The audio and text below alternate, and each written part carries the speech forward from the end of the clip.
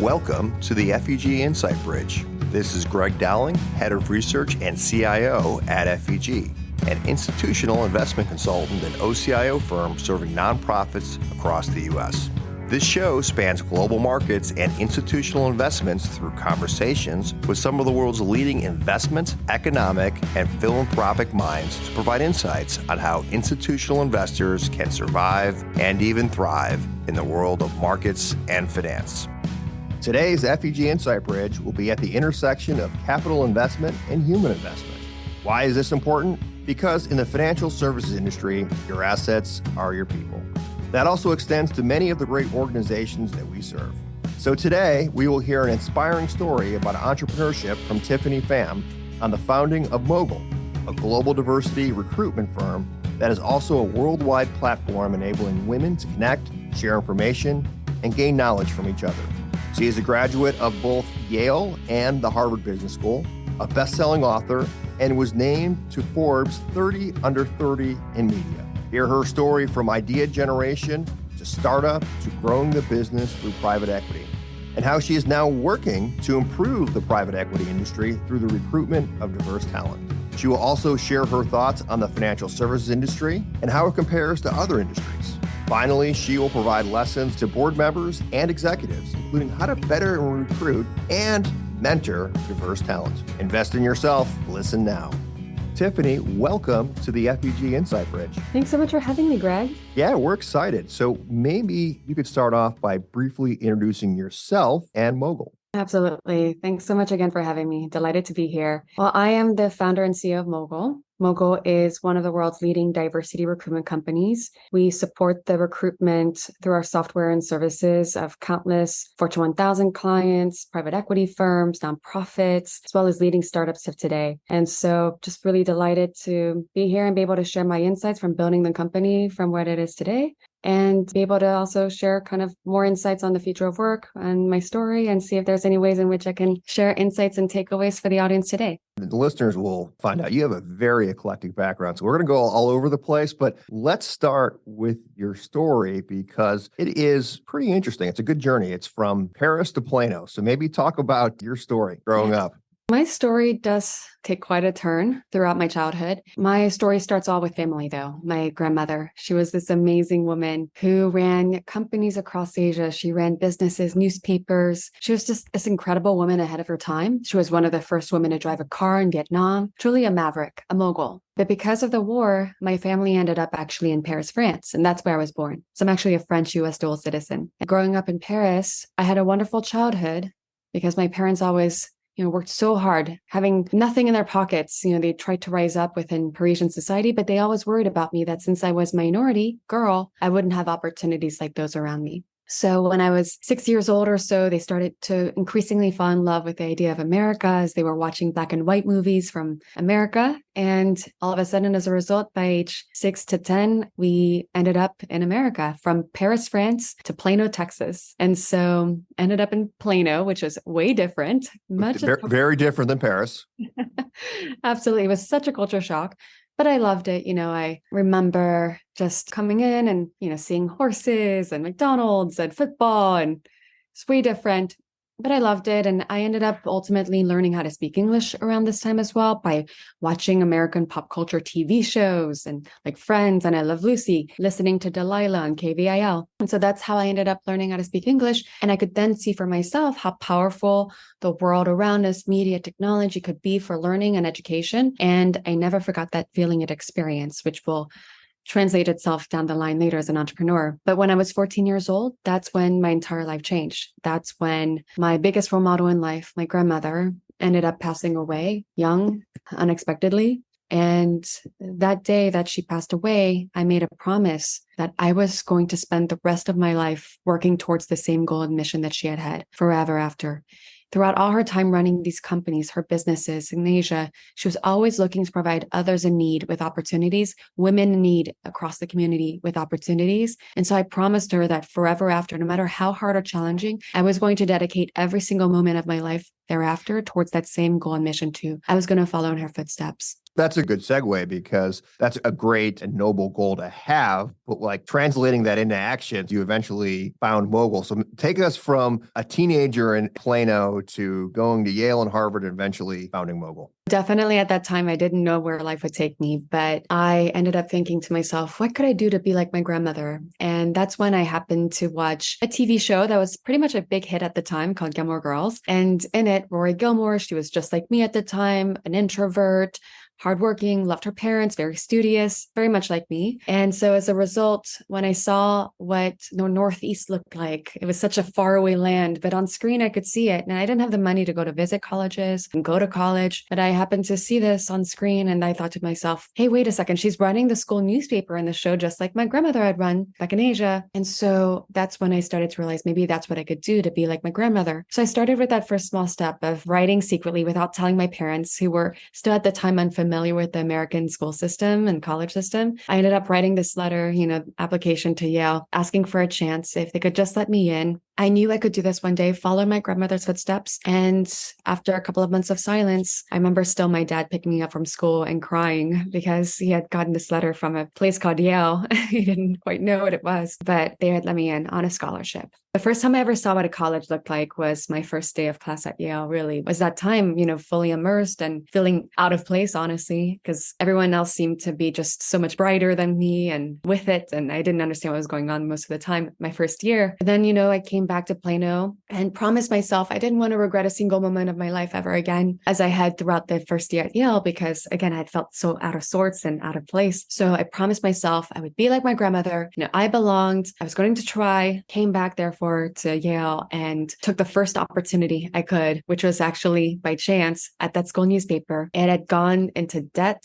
And as a result, everyone had fled, the business staff. I therefore was one of the few remaining as I stepped on. And I did what was my worst nightmare at the time as an introvert. I went and sold door to door to door myself. Wow. The result of all the passion I had for the newspaper, and especially for my grandmother, the local business owners bought in. And as a result, we went from bankruptcy to record profitability within 6 months. And that became my first entrepreneurial experience. It showed me I could be like my grandmother. Years later, thereafter, as I graduated from Yale, and I happened to watch another movie. This one was called Legally Blonde. And in it, Elle Woods, she was just like me. Again, didn't believe in herself at the time, but all of a sudden, she aspired for more and she went off to Harvard grad school and killed it. So when I saw that picture of Boston and, yet another character on screen like me as an immigrant girl, always looking on screen to see the example and the role model. And then as a result, I ended up writing a letter to Harvard and then they ended up letting me in on a full scholarship and I became one of their youngest students.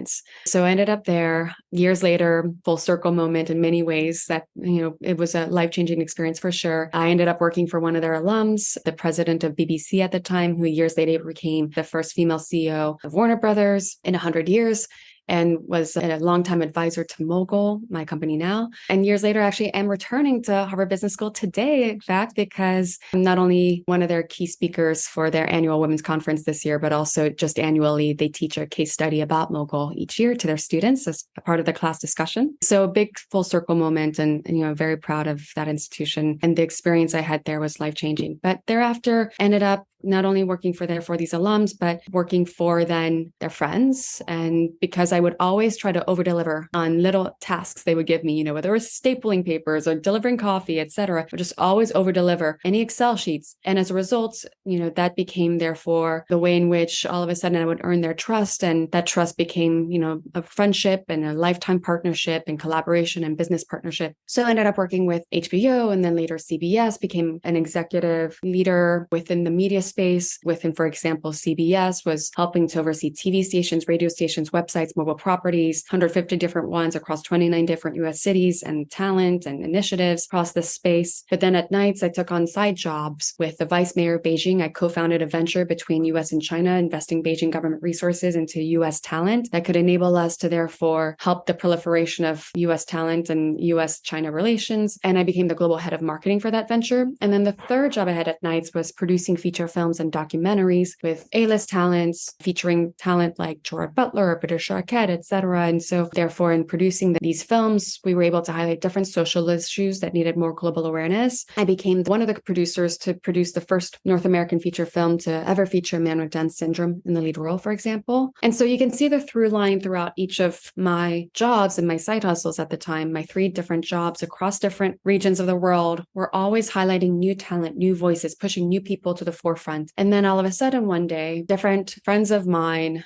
of course, had since left the school newspaper from these times ago, to become reporters for Vanity Fair and Wall Street Journal, and et cetera. And friends would reach back out and ask if they could write about my 3 jobs, my 3 very unique, unusual jobs. And so I guess buzz started building about my 3 jobs. And then all of a sudden, one day, Forbes had started this 30 under 30 tradition at the time. They had listed all these celebrities on there. And then they must have run out of celebrities because in the 30th final slot, they included my name, my email. And as a result, by mistake, I got a ton of letters from all around the world, from women, girls, from across the world, from Afghanistan, from Pakistan to Brazil, China, US, heartbreaking letters telling me that their girl's life was just all about marriage. And, as a result, they were just running for my advice. How did I get these jobs and how could they get the same jobs too? And so I would write back to every single letter. Here's what you do, 3-page essay. I'd write back steps 1, 2, 3. Here's how you do it. And they would tell me that my letter changed their life. They got that opportunity or interview or promotion they never thought would be possible. Well, hold on right there. Let's share those 3 things. What are the 3 things that you tell most people if you write them a letter?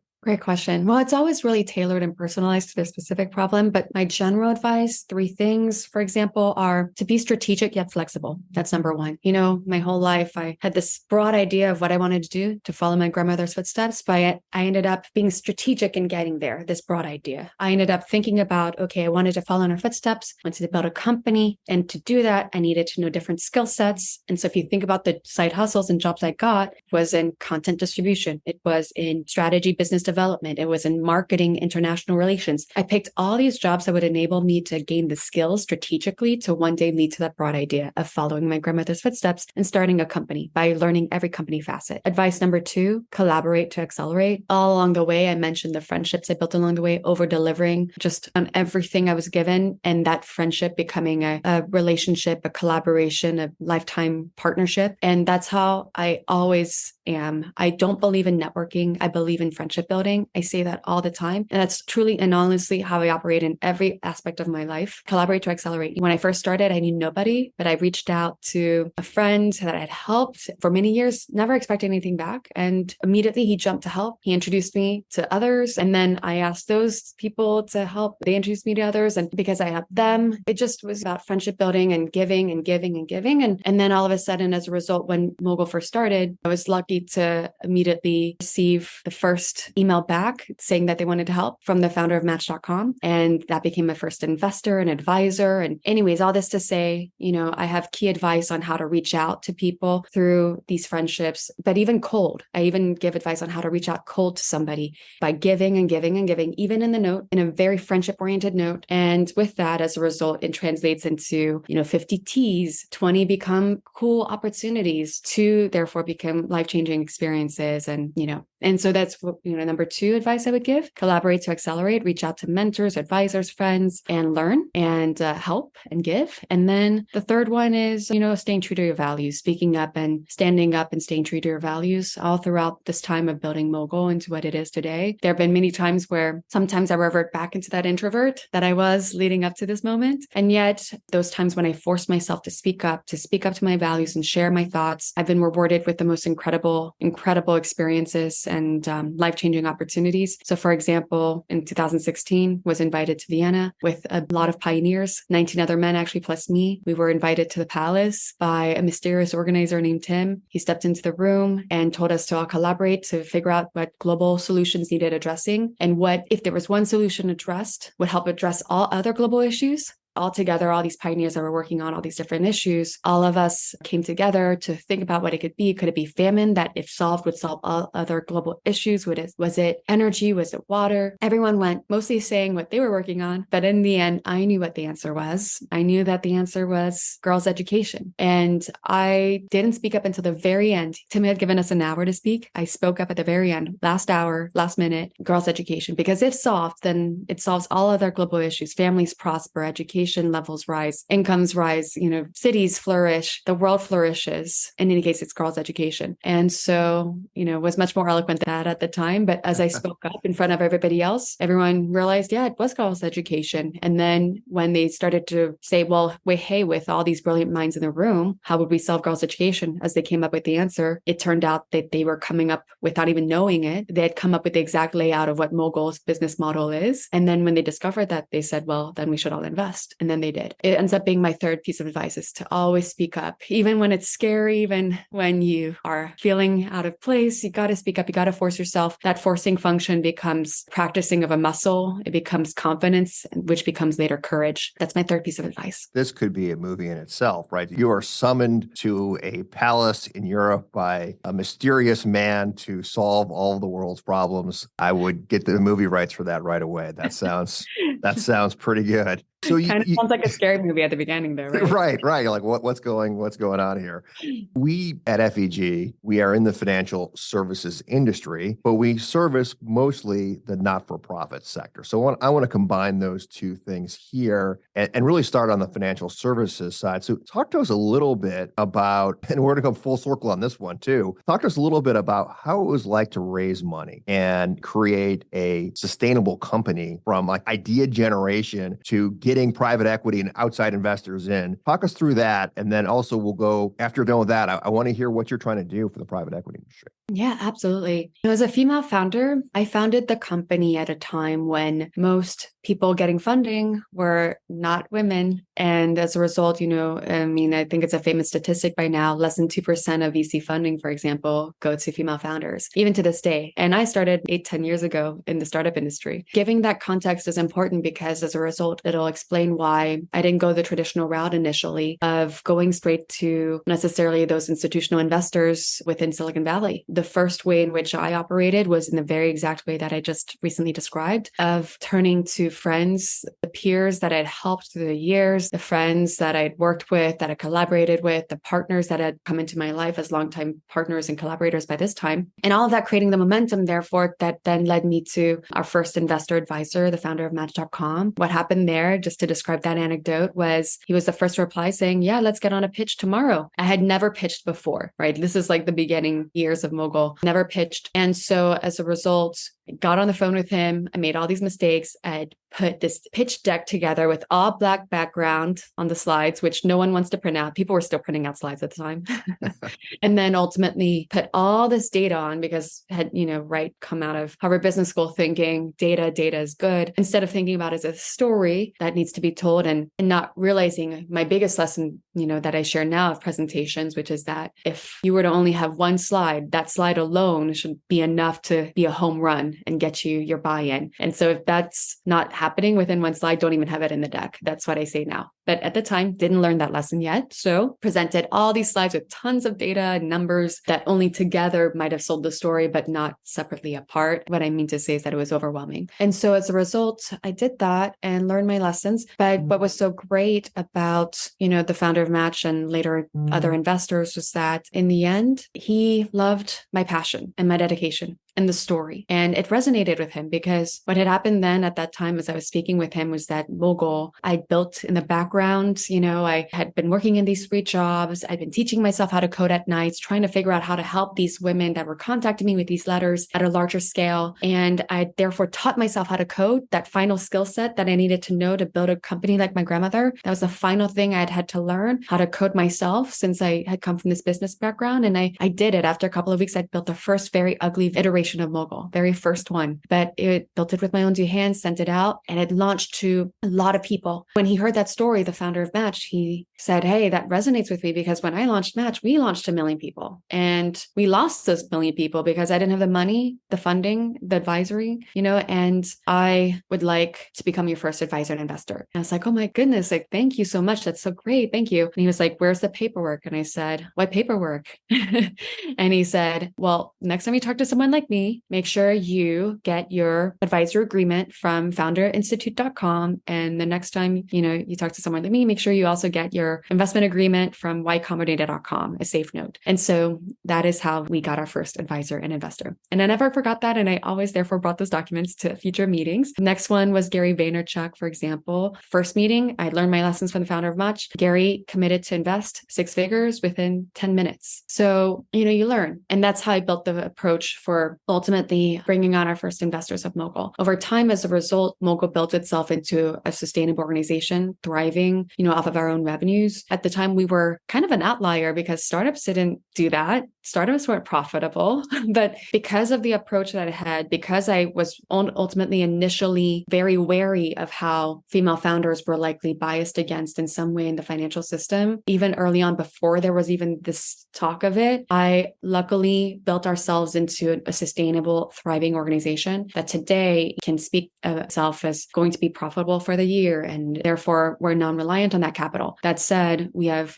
continued growth opportunities around the world. Since then, we've grown to so much more than just a platform. We're a full ecosystem supporting hundreds of thousands of candidates, and in fact, have a pool of diverse candidate profiles for our recruiters, our clients to recruit from of over 494 million diverse candidate profiles. And we support 580 Fortune 1000, as I've mentioned, and world's fastest growing startups and more. So we've grown into, again, the leading global diversity recruitment company globally, or one of the leaders. With all of that, there comes the opportunity for more growth capital. So now institutional investors behind Mogul, from Hearst Corporation to SoftBank, one of the world's largest investment technology funds. And so we've been able to further grow globally to support from there. That's great. And I know that you are also working with the PE industry, and so maybe explain what you're doing there. Absolutely. The PE industry is one of our most exciting areas that we support. That is because where Mogul has grown to has really led us to a place where we can be one of the strongest resources for the PE industry, for financial players in this space.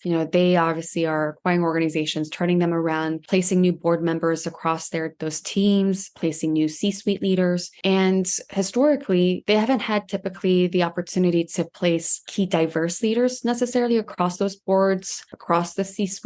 And where Mogul is especially a key player is the very same thing. We did it across the Fortune 1000. We do it across leading startups of today. We do it across nonprofits. We do it across financial institutions like banks and fintech players and VCs and hedge funds. And we realized we should be helping the PE firms. So as a result, we started something that is a very exciting, alliance of PE firms. More information will be coming out this year, actually, about all the firms participating. But top tier firms, PE firms, all this in this alliance called the Private Equity Diversity Alliance that is committed to building diversity across its boards, across its C-suite, and turning to firms like Mogul or other partners that, of course, we support, because for everyone, this is a solution. Then as a result of working with us, they're able to diversify that leadership and just really ensure truly that their investment into the organizations they're acquiring and turning around and, ultimately leading to a future exit and further growth opportunity are going to be truly packaged with the best of the best. And so Mogul is there to support that. So that's a really exciting initiative and creating a lot of impact across the industry.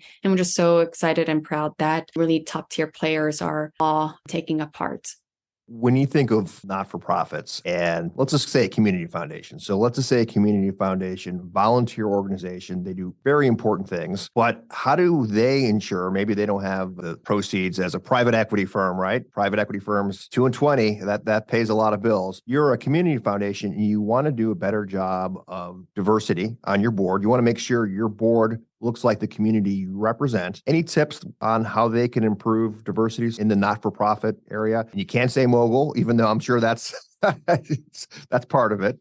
Absolutely. Well, I think in the end of the day, what you want to ensure is that you have a full pipeline to consider. And when you have a full pipeline, you can ensure, therefore, that your efforts and your consideration were comprehensive, and that comprehensiveness leads to inclusivity. So that is key, because otherwise, when you just fully rely on your network or referrals, ultimately, you're likely going to be building off of, therefore, people that look like you or think like you, have the same perspectives. Is that really going to lead you to the best board, the best best organization, the best impact, to the bottom line, triple bottom line. And so as a result, it's key to be comprehensive in your efforts. So how do you do that? You design first the profile of the board candidate you need. You ensure that the profile is comprehensive in itself in terms of the skill sets you need. Make sure it's gender neutral if ever this is going to be out for distribution, which oftentimes nonprofits do distribute this widely. And ultimately, you just want to make sure that it's well designed to the market. It resonates. So these are the key 3 characteristics that we help our nonprofit clients and others ensure that they can do themselves if they need, is again, ensure those 3 things within that candidate profile. Then step 2, you think of all of the candidates again that befit that criteria, every single one, don't leave it out. And that's where things get a little harder, admittedly, because sometimes candidates are on LinkedIn, of course, and recruiters therefore, or board members go onto LinkedIn. The difficulties of doing that though, just through LinkedIn, is that it in itself as a technology can also lead to bias, because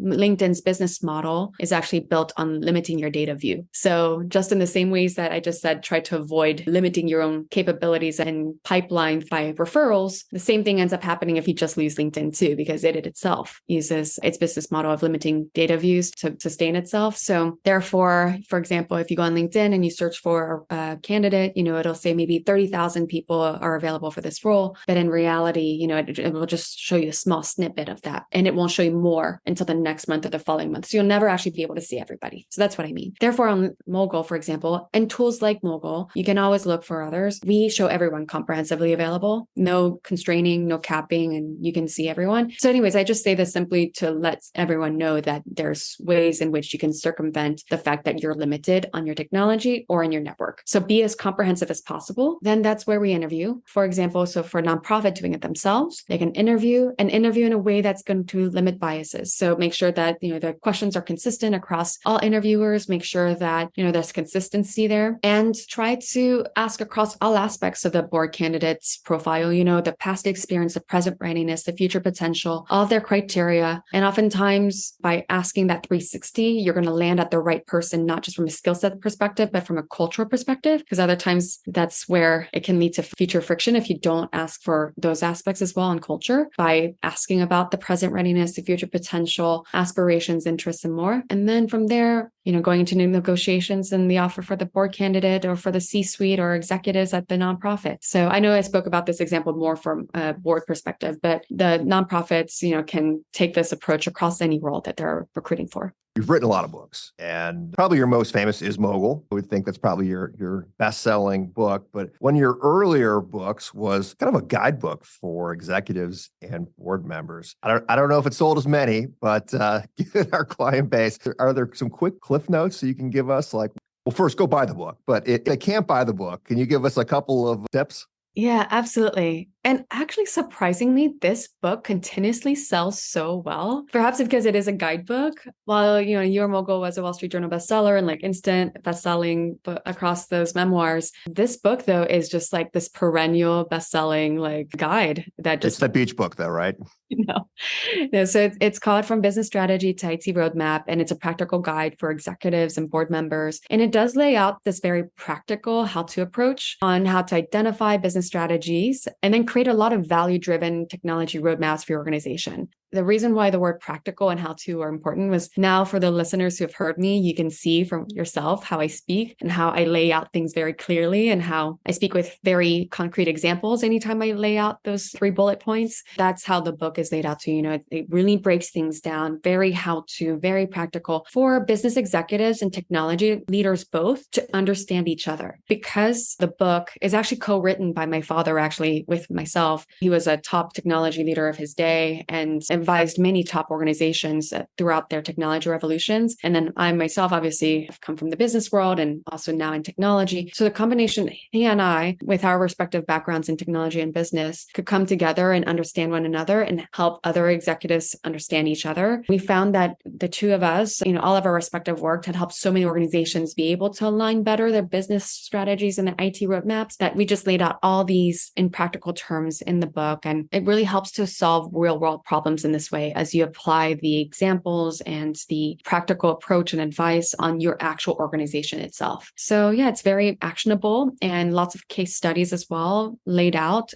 in the form of being able to apply this to the nonprofit space or multi-million-dollar organizations or commercial family businesses. So whatever kind of business you're leading, you're able to apply those strategies of aligning your IT roadmap to your business strategy for your organization. We've had some great guest speakers before. The one that comes to mind that it was very much always in threes is Muhammad Al-Arian was always like, and here are 3 examples of. So if I'm going to make you do one, what is the one takeaway from that book? Just one, not 3, one. Key takeaway I would say from the book is just simply gaining awareness of each other within the business space and IT spaces is just important of a start as anything else, and speaking and listening and hearing. I know that's such simple advice, but a lot of organizations don't do it. They don't have their IT leaders speak with their business leaders. And there's a lot of, misalignment and asymmetry therefore in the organization, but finding a way to have them hear one another and speak through regular association. So whether that's, regular meeting across product leaders and business leaders, or more is key. And as an organization grows from startup to large enterprise, it's increasingly key to have the 2 parts speak and align regularly. So yeah, that's my key advice. I think that's great because no matter what business you are in, you're a technology company these days. You have to have technology and you have to have that backbone. And that can be its own language, right? So we talked about, appreciating diversity, tech people, non-tech people. That is also something that bring them together. So financial services industry, that's kind of where we play. That's our sandbox. What can the financial services industry do better in terms of just diversity, bringing people aboard? I mean, you've worked in a lot of different industries, and I would think maybe they're the same. Like I think of like TV and media as being more creative types, probably more diverse than financial services. And maybe I'm wrong. I think that every industry suffers from certain areas of need in terms of diversifying their workforces. In the tech space, in the media space, it might be in the engineering teams, it might be in the sales teams. In the financial space, it might be amongst their advisory teams. That's what we've seen a lot of. For example, whenever financial services industries, companies turn to us for support, we see a lot of ask for wealth managers and advisors to be more diverse and asking for Mogul's help in that area. Of course, still always in the tech space as well, meaning because as you said, almost every organization in some way is also a tech company. Even these financial services industry companies therefore need, more diverse engineers and tech professionals within. But yeah, I would say financial advisory is where we see that need. And it makes sense because they're customer facing and they need to support a diverse base. And so they themselves should be diverse. And so it makes sense that organizations are increasingly thinking this way. Oh, that's great. Is there a mindset that's a little bit different too in financial services? I think I see a lot of evolution. That wasn't the case necessarily 5 years ago, where the industry, I think, was still feeling protected from the wave of demand from corporate America's call for diversity. So perhaps like 5 years ago, it wasn't necessarily a strong demand for diversity within the bulge bracket investment banks, for example, or financial institutions, PE firms, hedge funds, etc. Now, 5 years later, though, there's a call everywhere and they're no longer feeling as protected. And so therefore, we see that movement. We see that action and there's a huge evolution. And we see, for example, many organizations setting up internal initiatives where, for example, banks like Goldman Sachs, for example, won't take a company public unless, their board is diverse. And so they're literally having key people, key personnel inside Goldman become therefore responsible for diversifying that board or partnering with firms to help do that. We see a lot of internal now desire and motivation from these partners. That's great. So it's not just enough to recruit diverse talent. You have to provide mentorship. Can you talk a little bit about just how mentorship is important?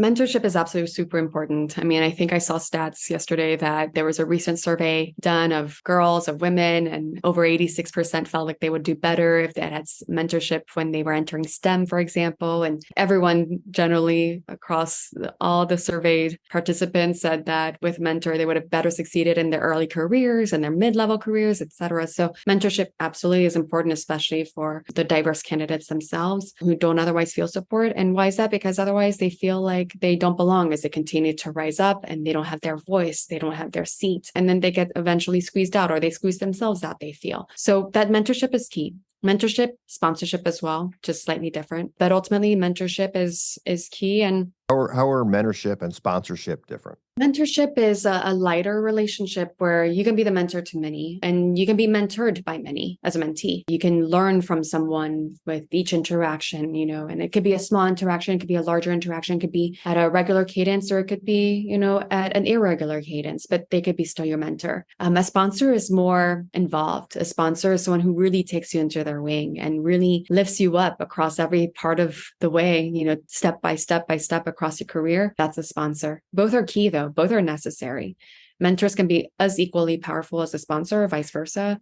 So both are key. But as a mentee, how do you seek a mentor? You probably do what I did and what I therefore advise many to do, which is again, as you enter your career, you build those friendships, you build those partnerships that therefore last you throughout your life and career. And those, of course, a core of who you can turn to from mentorship as you become friends with the people you work for and work with, those become mentors. But ultimately, the ways in which then you expand upon that pool is through cold outreach. And how I do this and how I advise it is through kind of a more strategic approach. So again, you have to think about what you want to do, 5 years from now, 10 years from now. What is it you want to do? What would make you hop out of bed and make you feel like you're not going to work every day, but you're living your life? It's work and life has become one and the same. So what is that vision for 5, 10 years from now? Work backwards. Think of all the skill sets that you need to get there. So for me, again, starting a company, therefore was the bigger vision. So, and following my grandmother's footsteps. So working backwards, what are the skill sets that I needed to get there? Then work backwards again, based on the skill sets. Who are the 50 people who are really good in that skill set? Who's known for that skill set in your industry? And so perhaps in marketing, for me, for example, it was working with that vice mayor of Beijing, with the government, on the marketing initiatives. It was the founder of the not.com, who was a marketing genius. It was who is known for that skill set. Think of 50. And for me, therefore, I thought about marketing. I thought about content creation and distribution. I thought about finance, strategy, and more. Anyways, working backwards, then who are the 50? And then write to each of them a note that says, subject title, thank you, and invite this week. Something to invite them into the relationship with you. Not something so cold, something warm, because that's the tone you want to set with a mentor. And in the copy of the note, write, hi, first name. It's such a pleasure to meet you over email. I've heard such incredible things about you from XYZ person, if you happen to have heard about them this way. Or I read about you from XYZ article and I look up to you so much. I followed you throughout your career. And then next paragraph, I would love to find a way to support you, collaborate with you. I'm so-and-so. And never in my life, no matter what I accomplished, no matter what I did, never did I assume that someone would know me or even have heard of me. Even if, if they had, and that would be wonderful later. I just always continue to assume that I should nonetheless, in that first note, let them know. So I, say that snippet that's going to impress them or help them understand immediately, the ways in which perhaps they might find a mutually synergistic relationship from you.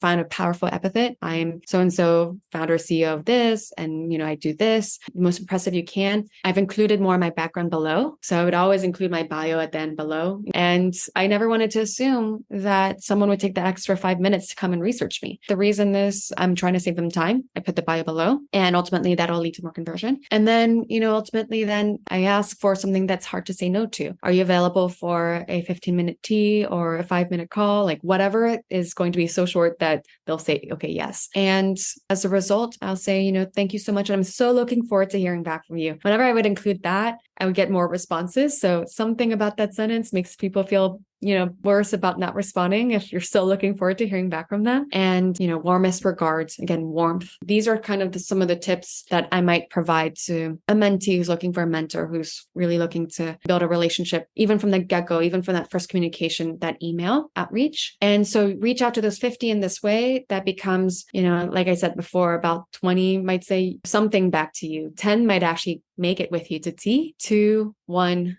will change your life. How do you deal with rejection, right? If you were an introvert, but you're so passionate and you're kind of a force of nature, for those that are hypersensitive and feel vulnerable doing this, because not everybody's going to return your email. How do you kind of gear yourself up for that? I quickly forget no's.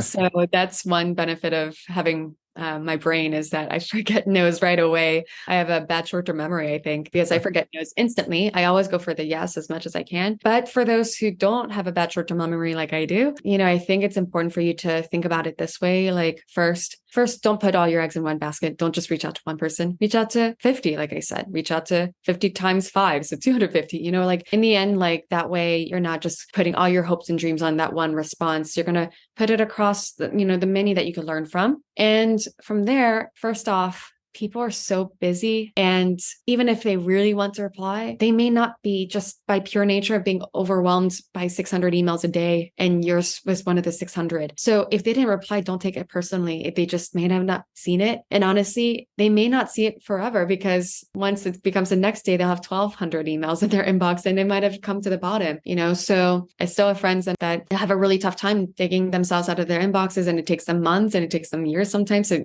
reach back out to that one email from a time ago. So don't take it personally. And then third of all, ultimately, you'll find that in the sales world, for example, it takes about an average of 6 outreaches before you get a response, or, on average, and a yes. If that's how long it took to ultimately get a yes on a sale, think about it that way from a mentorship standpoint, mentee standpoint. It might take up to 6 emails to that person for that person to finally respond. 4 to 6 emails. Hooray if they replied after the first 1 or 2, but yeah, it may take up to 4 to 6. So in the end, don't worry about the no's. And anyways, the final thing I'll say, the fourth piece of advice is, a no I've learned in my life is a not right now at the end of the day that will turn into a yes. With all your hard work and dedication, if you really believe that thing is meant for you, that person is meant to be supporting you, you're supporting them. Like if that thing is meant for you, whatever that thing is, it's always going to be that no that you got is a not right now that you can turn into a yes. And I've learned that time and time and time again. Anytime I got a no, I needed that, I wanted that, I was able to later on in life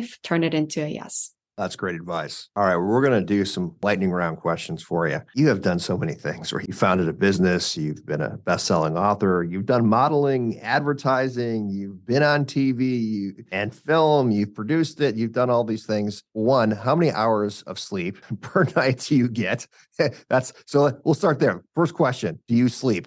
Good question. Throughout my teens and my 20s, I have to admit that I only slept maybe 4 to 5 hours a night. And I'm not proud of it.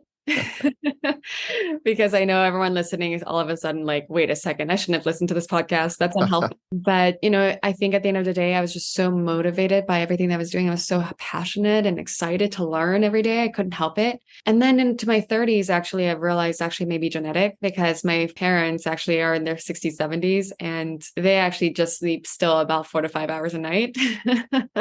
And they have more energy than I do, believe it or not. I'm stunned at their energy levels, as they're going out and painting and learning languages and eating and walking in Central Park for hours and, exercising. And I'm just blown away by their energy level, 40 years above me. So I think it may be genetic. All right. Don't try this unless you have the genetics for it. And all of that. So you've done all these things. So who was the person that you were starstruck by the most in all of these interactions? The funny thing was that I actually had a discussion with a friend recently about this. We were like, who are we struck by? I think I was never starstruck by actors or anything like that in the entertainment world, for example, because of my early beginnings in the entertainment industry, within film, for example, and TV and all these aspects of media. I was therefore always around these individuals that therefore left me unstarstruck, because I could see from an early age that we're all human. Yep. And within the business world, I think I found that even there, I wasn't starstruck from an early age when I was meeting Warren Buffett, when I was 18, et cetera, in college. Not starstruck at all, was not starstruck at all. And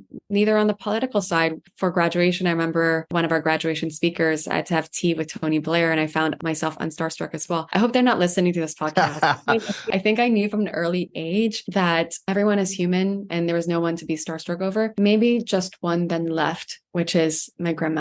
If I were to see her today, that's the person who would leave me starstruck. Ah, look at that. That's very well said. All right. So movies. I love that all these movies, as you're learning English, as you're getting different inspirations. So let's hear your favorite movie list. Give us maybe your top 5 of movies that inspired you or were a big part of your childhood.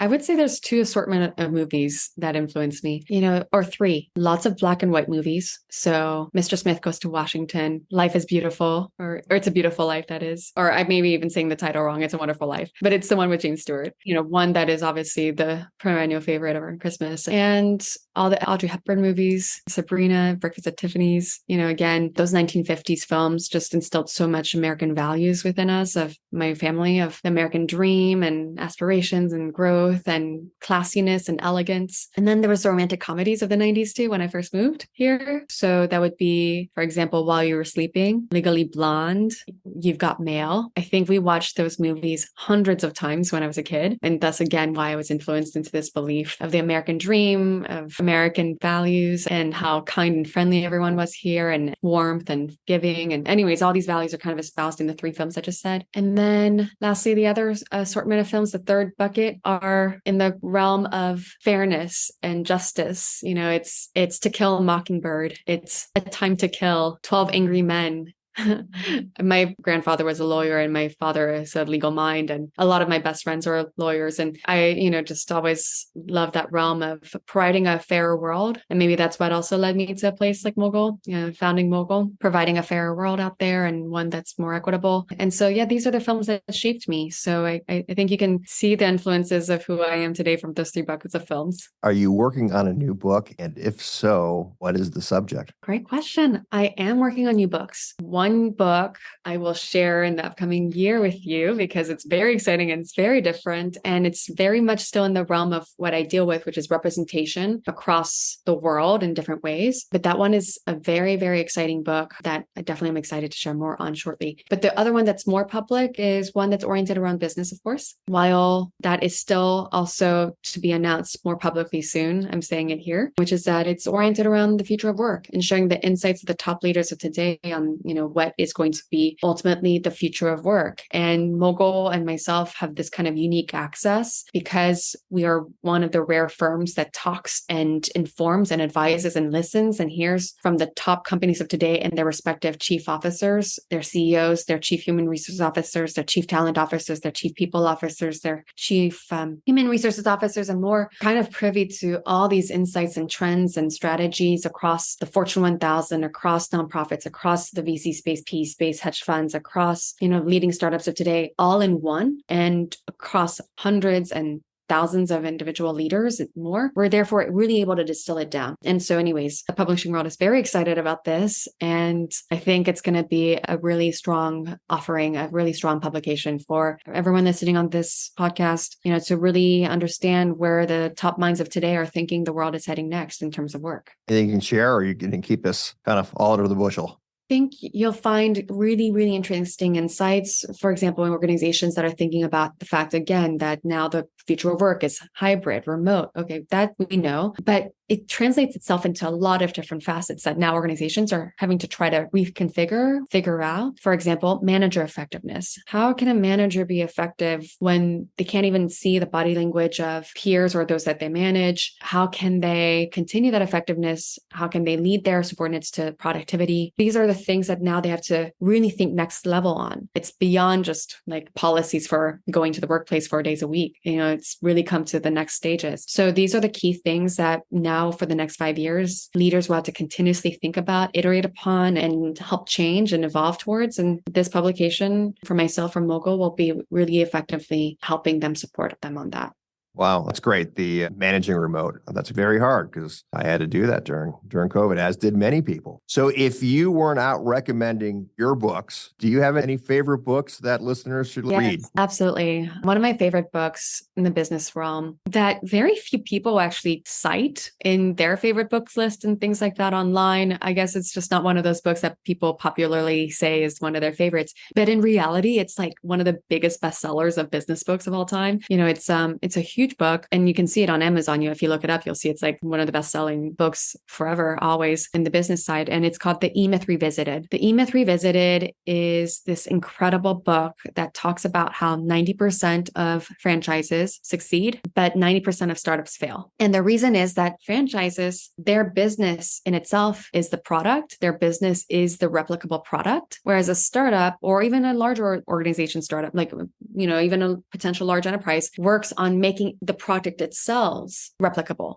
And so the product itself is replicable and therefore, streamlined, and the processes around it is streamlined, but the organization may not be itself. And so what I'm trying to get at is that that's why franchises succeed, is because they work on making its business itself streamlined and replicable. Whereas again, those startups and other organizations may not, and just work on the product itself and themselves. And that's why they fail. So anyways, the book kind of therefore walks through every department of organization and how they can align with each other and how they can streamline and how they can be process oriented so that everything is like as if you step into a hotel where it's everything, is process oriented, checklist oriented. Everything is institutionalized, systematized, systematic to the point whereby it's not person dependent and it's clear, it's clean, it's process. And that's why the organization strives and thrives. I have not read that book, but I love to read. So I'm going to. Whenever I talk to billionaire friends that have sold their respective businesses for big exits, they too will tell me secretly, confidentially, that that's one of their favorite books too. So it's a behind the scenes, secret weapon of ours. Wow. All right. So, and now you know it. All the listeners know this now. This is very valuable. Hey, thank you so much. You are truly a mogul. And I really hope that our listeners were inspired and educated and can take some of the wisdom that you imparted to them and put into practice. So thanks so much, Tiffany, for your time. Thank you, Greg. It was really fun. If you are interested in more information on FEG, check out our website at www.feg.com. And don't forget to subscribe to our communications so you don't miss the next episode. Please keep in mind that this information is intended to be general education that needs to be framed within the unique risk and return objectives of each client. Therefore, nobody should consider these to be FEG recommendations. This podcast was prepared by FEG. Neither the information nor any opinion expressed in this podcast constitutes an offer or an invitation to make an offer to buy or sell any securities. The views and opinions expressed by guest speakers are solely their own and do not necessarily represent the views or opinions of their firm or of FEG.